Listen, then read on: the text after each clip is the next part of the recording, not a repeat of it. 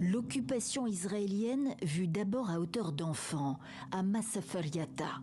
C'est là, dans ce village de Cisjordanie, désigné zone d'entraînement militaire par l'armée israélienne, que se déroule l'histoire de Bassel Adra, un activiste palestinien et sa famille, d'abord dans les années 90.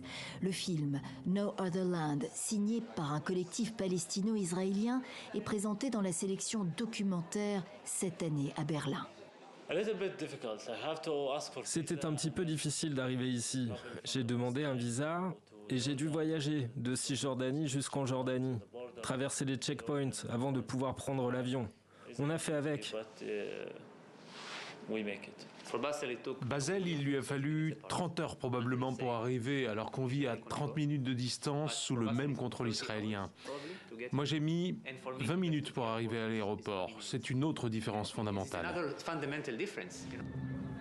Le film, qui montre la démolition progressive de villages entiers dans la région par l'armée israélienne, est aussi l'histoire d'une rencontre entre l'activiste palestinien et le journaliste israélien.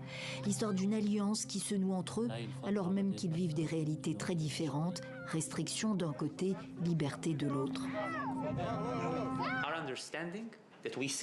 La compréhension que l'on a l'un de l'autre, notre perception de l'injustice et notre combat pour y mettre fin nous a aidés. Ça nous a aidés à avancer malgré la violence, celle du 7 octobre et des 135 jours de guerre à Gaza. Ce qu'on essaie de faire, c'est de mettre fin à la violence en mettant fin à l'occupation et en travaillant à une solution politique, promesse d'égalité entre nous. Un film engagé, comme la Berlinale en sélectionne chaque année, un film en prise directe avec la réalité, alors que rien ne permet à ce jour d'entrevoir la fin de la guerre meurtrière entre Israël et le Hamas à Gaza.